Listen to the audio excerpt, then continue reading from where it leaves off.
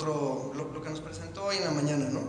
Entonces, si de alguna forma se pudieran presentar estas zonas libres, en donde no hay un uso, no hay una norma, la norma la pone el proyecto y la visión y el ideal, creo que cuando menos se lograría lo que se logró en México DF en 1996, que cuando yo empecé a trabajar estaba recuperándose la zona central de la ciudad del terremoto del 85 y nadie quería construir ahí, nadie, créanme, nadie. Entonces inventaron una licencia que te la daban en 3 días de construcción, y si querías incrementar la densidad te lo daban también, así de golpe, ¿no? De 3 pisos a 6, lo que fuera, ¿no? Ese ejercicio duró poco tiempo, tampoco le entró tanta gente porque la ciudad no estaba lista, pero eso provocó que cuando menos nosotros pudiéramos de una manera muy rápida entrarle a hacer proyectos que nadie más estaba haciendo, y creo que es un poco esa apuesta de decir, a ver, con una visión, volviendo a lo de Sebastián, con unos ejercicios como experimentales, con unas zonas escogidas de ustedes que viven aquí, y con una visión de gobierno de, a ver, propónganme lo que sea. No hay coches, ¿no? Vivienda toda en renta, plantas, no hay rejas. O sea, ¿cuáles son como las reglas, no? Creo que sí sería fantástico, y claro, ¿contra qué compites? Contra la realidad, que son pues, los que están ahí afuera queriendo hacerlo de siempre, ¿no? ¿Cómo les ganamos? Ese es el problema, que ellos tienen todas las de ganar. Yo quiero comentar algo. Yo tuve la oportunidad de hacer una restauración justo en el barrio de La Purísima, y tengo mi oficina, tienen su oficina, y mi casa en el área del Obispado. Ahorita justamente lo que pasó, yo normalmente en viernes no me movía a esta hora, y calculé, salgo en 40 minutos. Toda la zona del Obispado se está convirtiendo ahorita en zona de edificios. Un tráfico que jamás había visto, o sea, venía asustada yo de cómo en mi barrio esto no era, y hice el triple de lo que contemplé en el tiempo para llegar aquí. Y justamente se están dando estos ejercicios de edificios verticales, y como no hay limitación de altura, restricciones en la zona, pues hay una mezcolanza, o sea, te encuentras un edificio de 30 pisos y uno de 4, y luego sigue uno de 15, y luego sigue uno de 60, o sea, es una mezcla sin control. Creo que lo que valdría la pena, o sea, sí definitivamente hay que densificar, sí definitivamente hay que reutilizar lo que ya existe en la ciudad, pero creo que sería como muy bueno agarrar una excusa de a lo mejor en dónde está la mejor infraestructura de la ciudad, y empezar ahí a determinar como en este polígono vamos a hacer una prueba. O sea, si es Constitución, que es esta avenida, pues bueno, a lo mejor aquí densificamos y aquí se vale crecer en altura, y justamente como se hizo en Reforma, en Paseo de la Reforma, que hubo como todos estos incentivos para que se invirtiera y se regenerara esa zona, pues a lo mejor es la manera, y ya empiezas a darle una plusvalía, pero estás en un área más pegada a avenidas, y eso puede incentivar a que se empiecen a resolver problemas de movilidad en esta que es la arteria principal de la ciudad, que a lo mejor interesa menos que resolver la problemática de unas callecitas del centro o unas callecitas del Obispado. Si tienes problemas en la avenida principal, pues tienes que resolverlos, si no la ciudad colapsa.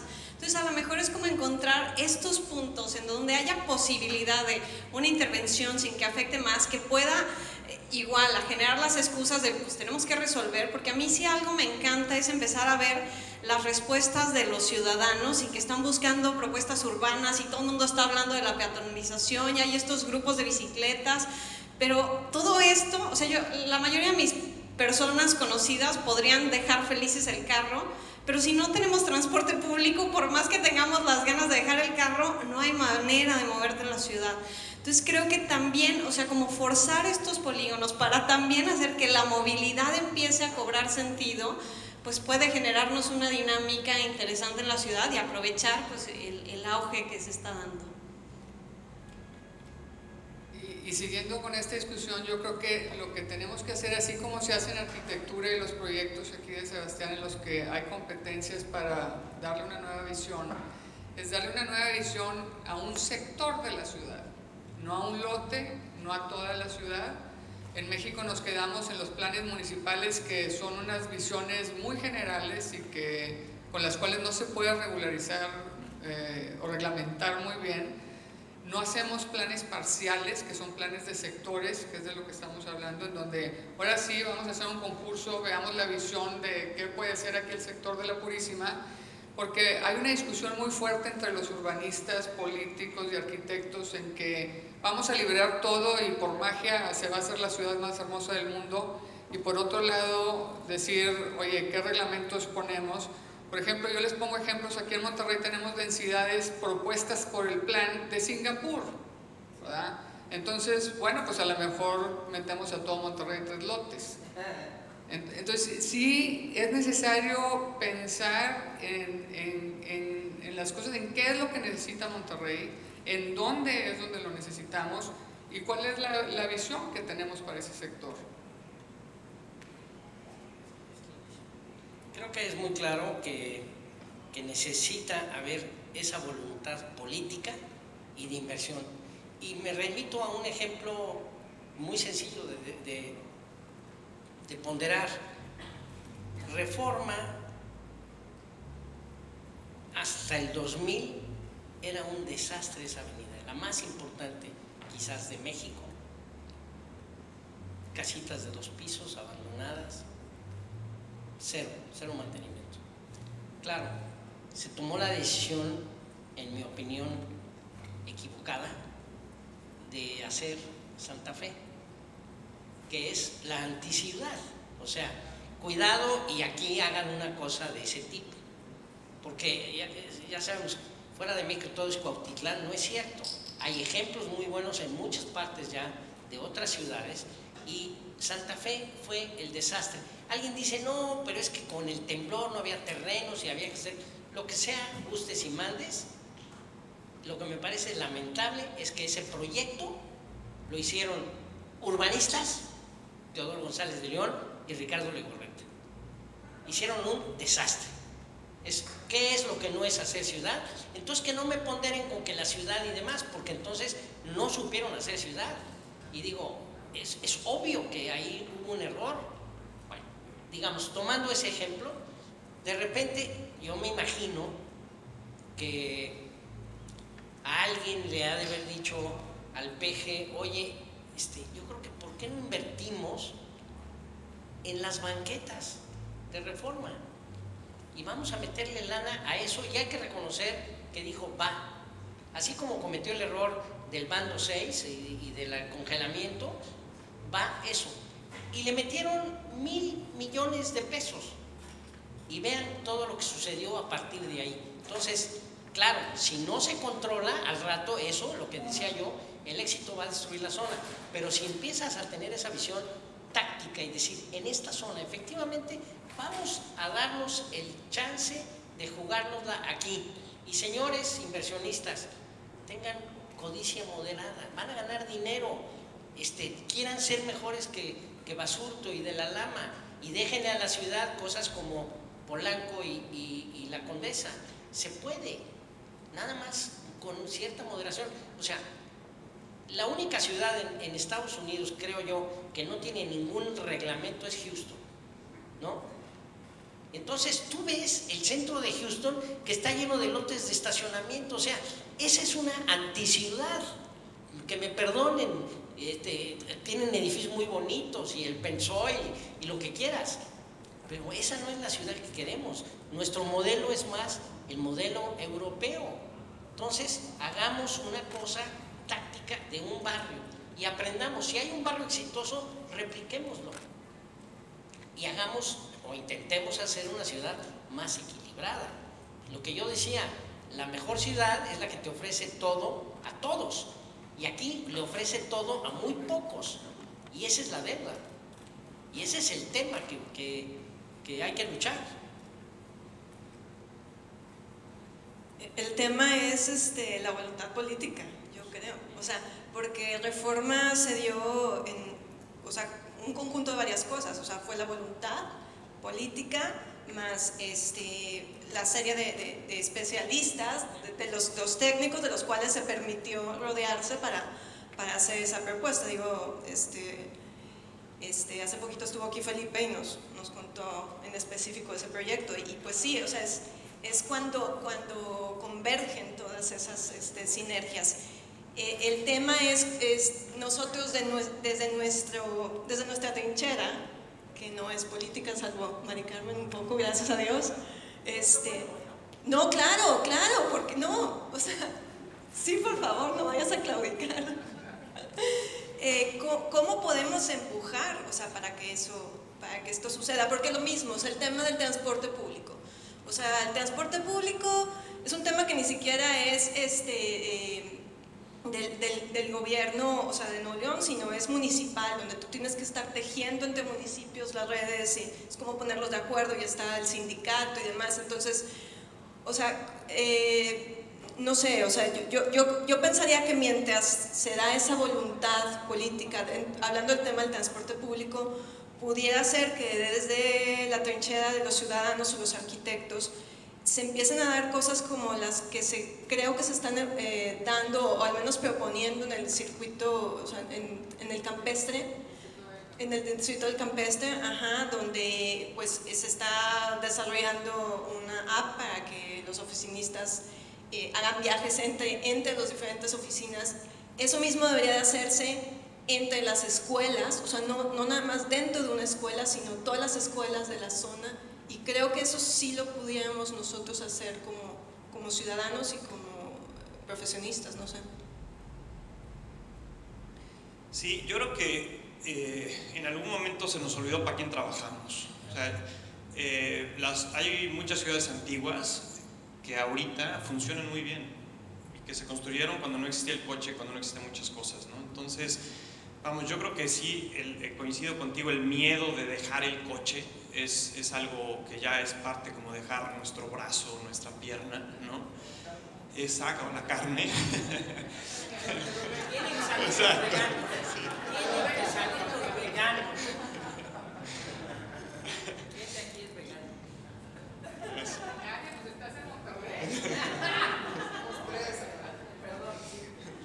Pero va creciendo.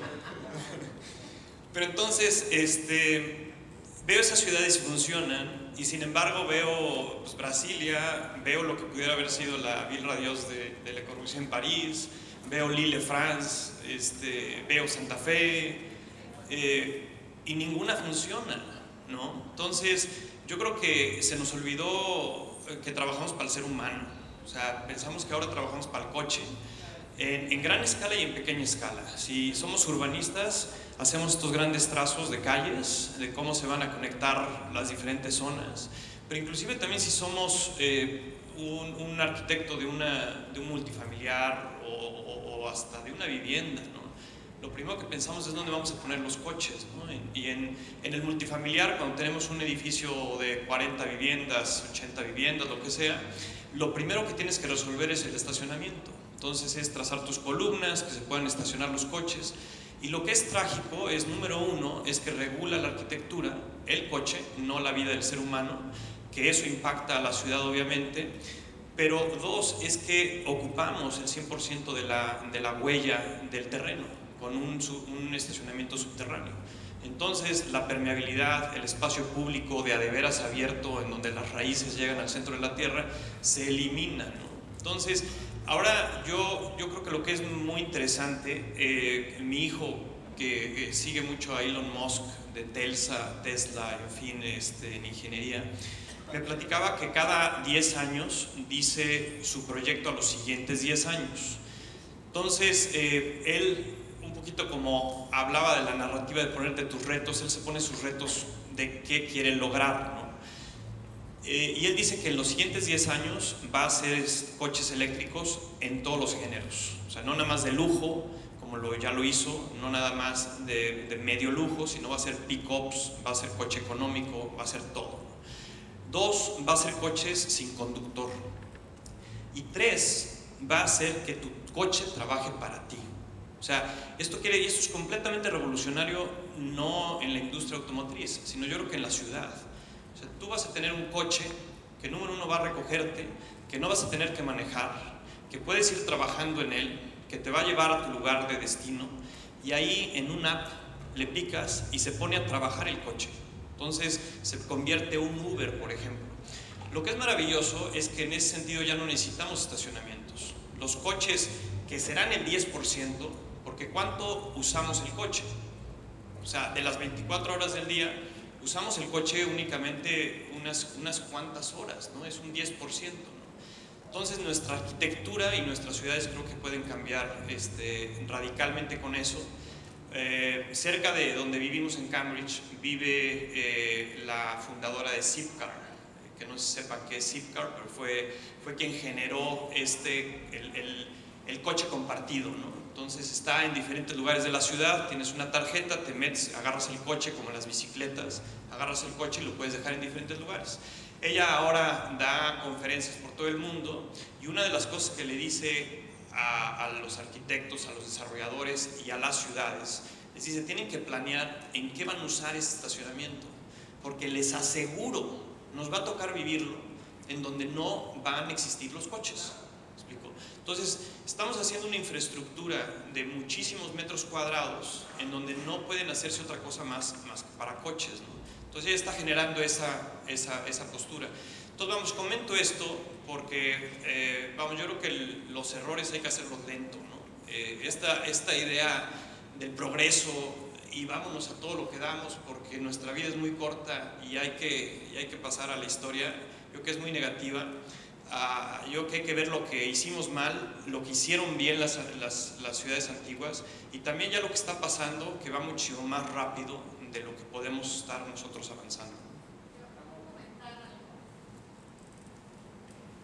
Nada más para complementar un poco lo que dijo, me acaba de pasar hace poco que llegó un cliente que está en una zona en donde él se mueve muy cercano a su trabajo, tienen a sus hijas en una escuela, entonces se mueven mucho en bicicleta. Entonces empezamos a hacer el proyecto de la casa y él me decía, es que yo no quiero cochera, o sea, no me interesa tener una cochera. Y llega el punto del trámite del permiso y dicen, por los metros cuadrados estás obligado a tener 2 cajones de estacionamiento. Y él, pero ¿por qué voy a tener 2 cajones de estacionamiento si no los uso? Y justamente es alguien que está muy metido en la tecnología y dice, o sea, es que esto ya no se va a usar. ¿Cómo todos los permisos que se están autorizando ahorita, eso después va a generar otro tipo de problema? Entonces, fue como toparnos con una realidad de cómo incluso la gente que está dispuesta, no, tiene obligación. Dice, ¿por qué no me están obligando a poner un árbol en la banqueta en lugar de tener mis cajones de estacionamiento? Entonces te vas topando también con estos golpes de realidad de las reglamentaciones que pues tampoco están conscientes de este movimiento que es constante y que cada vez es mucho más rápido. Comentar algo, por lo que oigo, hay gente que está pensando que en 10 años el mundo ya va a ser distinto y hay otros que se van a tardar en construir durante 10 años algo que va a ser obsoleto, ¿no? O sea, ahorita en Reforma, tocando un poco el ego del arquitecto, les contaba, porque Reforma tiene sus cosas, ¿eh? O sea, Reforma no es lo que todo el mundo cree que es esta maravilla. O sea, Reforma se desarrolló mucho con edificios que no hacen ciudad en la planta baja. Y me cae que me aviento a donde quieran para defender mi punto. No hay uno solo que haga ciudad en planta baja. El último de Benjamín Romano es el único. No, de los nuevos. No, el maestro Pani, pues me hinco aquí, es el maestro Pani. Pero los edificios nuevos son terribles, terribles. El de Rogers, todos son terribles. Pueden ser muy bonitos como objetos, pero no queremos objetos, queremos lugares, ¿no? Queremos espacios. Entonces, en Reforma no hicimos eso que decía hace rato Sebastián de tener y pensar, no lo hicimos. Tampoco le dijimos a la gente, proponme algo diferente. Simplemente lo único que se hizo fue decirles, apúrate, agarra el incentivo y desarrolla, entonces te equivocas rápido, ¿no? Entonces, lo que creo es que para estos que no se dan cuenta, porque son tan testarudos, Javier Sordo está haciendo un proyecto donde le va a meter 12,000 cajones de estacionamiento a una zona y la va a destruir. No tengan ninguna duda que es lo que va a pasar si lo dejamos. Pero llega Jan Gehl y le dice, los mismos metros que tú vas a meter en estos falos de 60 pisos de altura, yo lo puedo meter en un conjunto de 10, 12 niveles, 7 niveles, 8 niveles, y se lo demuestra. Por supuesto a Jan Gehl lo corren del proyecto. Entonces, ¿qué pasa aquí? Que obviamente contra ese capital, pues yo siento que pues este señor no es Elon Musk, no tiene esa... Hace exactamente un año quisimos comprar un predio. No lo pudimos comprar porque había que meter el estacionamiento para poder hacer el proyecto y tiene una casa catalogada. Entonces ¿cómo haces con la casa y con el estacionamiento, no? Pues lo dejamos pasar. No la pudieron vender porque pues ya no está tan fácil tumbarse una casa catalogada, la gente ya le tiene más cuidado y demás, y entonces ahí se quedó varada. Cambió la normativa de estacionamiento, que yo creo que la gente no se la cree, y entonces hoy ya no tenemos que poner ni un cajón, y ya compramos la casa y vamos a hacer un proyecto sin cajones. El otro día se lo conté a unos desarrolladores y pues, por dentro sé que se burlaban de mí, que nos va a ir del demonio y que somos unos como pues, cuando dejas algunas cosas igual. Pero la verdad de las cosas es que si no es así, no avanzamos, ¿no? Y la verdad es que yo llevo sin coche desde el 2011. Tengo una motocicleta, pero bueno, pues no es un coche, ¿no? Pero a lo que voy es a que, ¿por qué seguimos construyendo para el coche? El coche condiciona la estructura de un edificio, hace que le saquemos el agua al subsuelo, dañamos a los edificios vecinos, hacemos una contaminación terrible. ¿Y todo para qué, no? O sea, es como decía el Juanga, ¿no? No tiene ningún sentido, ¿no? Pero qué necesidad, ¿no? Entonces, yo creo que yo me regreso a que la normativa no es suficiente. La normativa para mí tiene que ser una normativa terrible que al desarrollador le duela en el alma porque no puede sacarle jugo. Esa es la normativa. Todo lo demás deben de ser incentivos. O sea, en lugar de decir, queremos una ciudad de 7 pisos con estos usos y con estos cajones de estacionamiento, qué aburrido, porque eso ya sabemos qué es lo que va a ser. Ya nos lo imaginamos. Paso siguiente, ¿no? Mejor decimos, esto es lo que se puede hacer a menos de que me propongas algo que esté enlazado con todas estas ideas y principios y objetivos, y entonces el proyecto es el que acordemos, el que veamos posible, ¿no? Es otra manera de entender el desarrollo, y yo creo que pues, al que no le guste, pues ahora sí que, pues, que se vayan a otro negocio, que se pongan a hacer camisetas, otras cosas, pero los que sí le quieran entrar, hay todo por hacer, porque además los megaproyectos creo que no son el tema. El tema es, en lugar de hacer un multifamiliar Miguel Alemán o un condominio Constitución, hoy hay que hacer a lo mejor 500 con el mismo número de viviendas, pero pulverizados por toda la ciudad, y todos con esta idea como de pequeñas acupunturas que van aliviando, y cada una es distinta, y las diseñamos entre todos los que estamos aquí y no se la damos a un solo arquitecto. En fin, yo creo que esa es la manera, y es en donde hay que pensar para que además pues, todos podamos hacer esto, ¿no? Que es de todos. Ya que me tocaban a los políticos y a los reglamentos. No, bueno, es que si el sector privado va lento, pues, ¿qué les puedo explicar del gobierno? O sea, vamos muchísimo más lentos, no avanzamos en cómo hacer un reglamento. Como les digo, el reglamento está hecho para todo el municipio, no para una zona.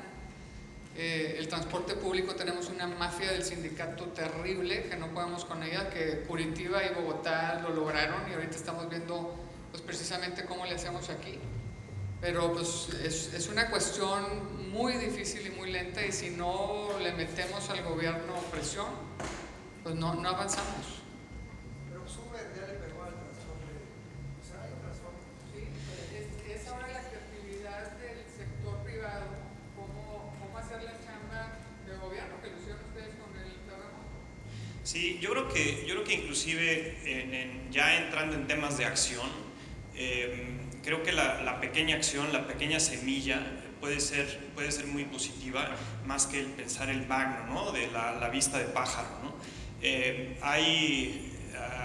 Especialmente en los centros, hay muchas calles que los edificios no tienen acceso vehicular, no tienen estaciones porque son antiguos, en fin, ¿no? Vamos, está comprobado que las calles de doble sentido, si las cambias de un sentido, es menos tráfico, ¿no? En las esquinas son 2 intersecciones en vez de 4, etcétera. Y también está comprobado que las calles que se hacen peatonales también reducen el tráfico y aumentan el flujo económico de los negocios de esa calle, ¿no?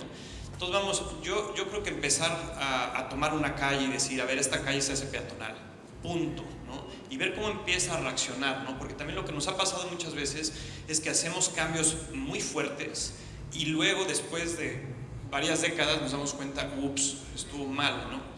Entonces, he visto en partes del mundo algunas iniciativas de la comunidad que toman calles, y es muy interesante porque la comunidad se mete y empieza a sentir que esos cambios también son suyos, ¿no?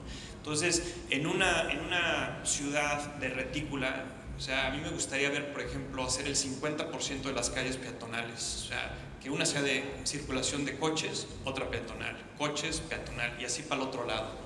Entonces, de todas maneras, sí puedes moverte en coche, pero el tráfico peatonal creo que sería mucho, ¿no? Y luego también empezar a hacer edificios que no tengan estacionamiento y que sea, como dice Javier, que haya un incentivo grande, pero para que no haya, para comprobar además que hay gente que realmente no quiere usar coche. Porque el problema de dar 12,000 cajones de estacionamiento, en fin, ¿dónde pones esos coches, no? Van a tener que salir a la calle y van a generar un grave problema.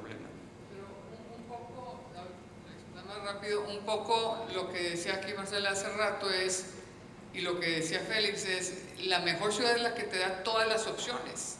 Entonces, si no tenemos la opción del transporte público ahorita, el Uber reduce estacionamiento pero no reduce tráfico. De hecho, en Nueva York aumentó el tráfico con el Uber, porque la gente que batallaba se subía al metro y ahora se sube al Uber en lugar de subirse al taxi normal. Entonces, sí necesitamos dar todas las opciones para que tú puedas no construir estacionamientos y tener una opción de cómo moverte. Un poco en plan, digamos, como de prontuario de qué es lo que debe ser, me parece que es fundamental que en los puestos de toma de decisión de la ciudad tienen que ser urbanistas, ingenieros, arquitectos, paisajistas. Es decir, no puede ser que sea un contador, no puede ser que sea un abogado. Tiene que haber ese perfil de servicio profesional y, número 2, tiene que haber un periodo más largo, porque obviamente tienes que darle chance a que la gente lo haga. Es decir, me parece que si tú logras, así de sencillo, vamos a escoger tácticamente este lugar, vamos a darle chance, vamos a plantearlo y vamos a invitar a las gentes que quieren jugar este nuevo juego. It's a new deal. Y ese es, mientras no asumamos esa posición, vamos a estar cometiendo los mismos errores. Einstein lo dijo, no puedes esperar resultados distintos si sigues haciendo lo mismo. Entonces, yo creo que tenemos que darle chance a la ciudad, a eso, a que salgan realmente las gentes que tienen la experiencia y el pensamiento y que están abiertos al cambio. O sea, ok, esto es lo que yo quiero, proponme algo mejor. Y ahí empiezas a abrir el campo de la creatividad. Aprovechando la intervención de Félix, ¿cómo concluiríamos cada uno de ustedes esto en una frase? 1000 arquitectos, 1000 ideas.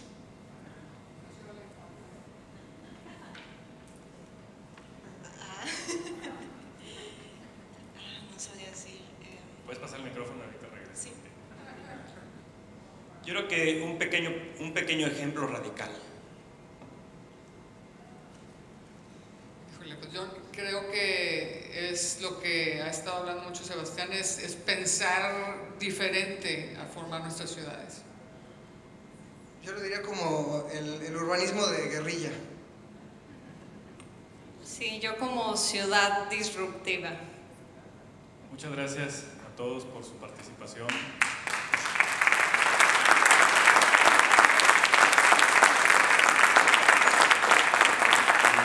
bueno, pues con esto concluimos las reflexiones de esta Bienal número 19 de Arquitectura y número 5 de Arquitectura Estudiantil del Colegio de Arquitectos. Y pues los que están invitados a la premiación hoy en la noche, pues por ahí nos vemos. Y muchas gracias a Félix, Vero, acá de este lado.